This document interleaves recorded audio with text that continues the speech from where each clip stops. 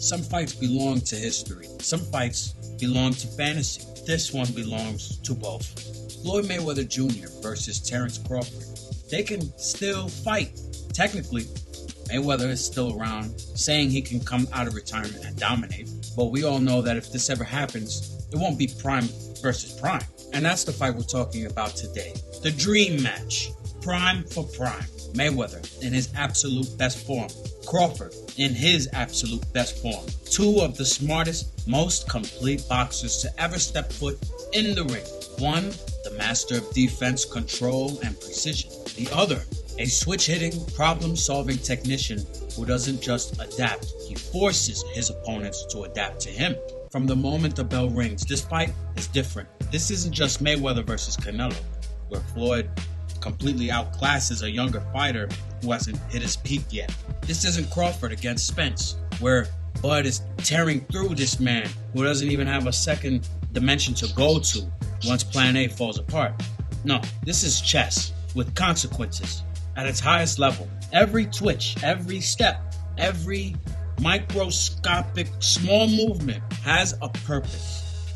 Floyd Mayweather starts like he always does, patient, watching, reading. Crawford, knowing Floyd's approach, does the same. But there's a key difference here. Crawford doesn't rush himself.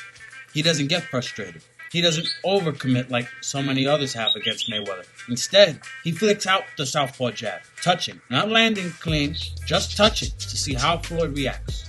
The early rounds are tight. Not a lot of big shots are landing, but everything is being processed. Crawford figures out that the check hook is coming every time he steps in too deep. So he feints forward and pulls Floyd's counter just to see how fast he can react. Floyd, seeing that Crawford isn't biting on the usual traps, starts leading with the straight right hand, testing Bud's ability to counter off the back foot. It's like watching two fighters trying to crack a safe with gloves. By round 4, Crawford makes his first real move. He shifts back to orthodox, stepping in with a sharp jab, snapping Floyd's head back, kind of silly just a little bit. He feints low, then throws a right hand over the top, just grazing Floyd Mayweather's bald head. It's the first moment where the crowd explodes and reacts. But Mayweather, just as he always does, he doesn't flinch. He does exactly what he always does. He adjusts. He starts touching Crawford's lead hand, disrupting his rhythm, keeping him from getting a clean read.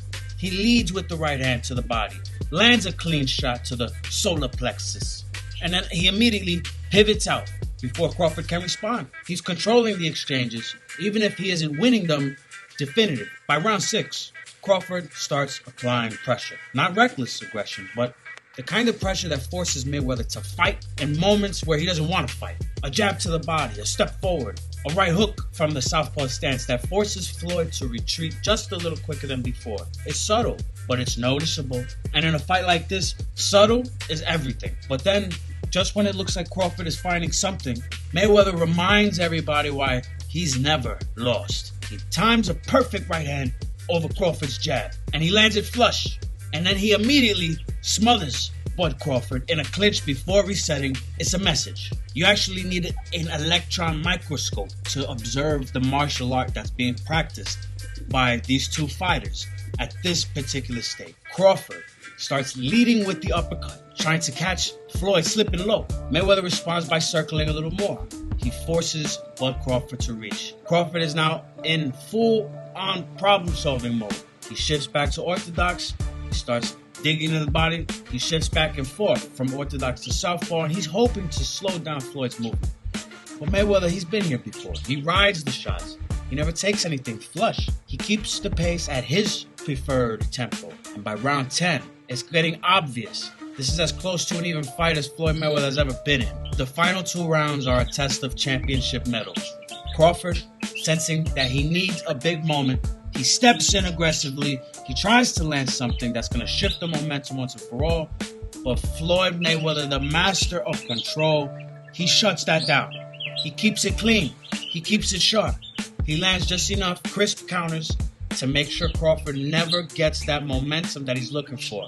The final bell rings. The decision is announced. It's a split decision. 1 judge for Crawford, 1 judge for Mayweather, and the final judge to Mayweather. Floyd Mayweather wins.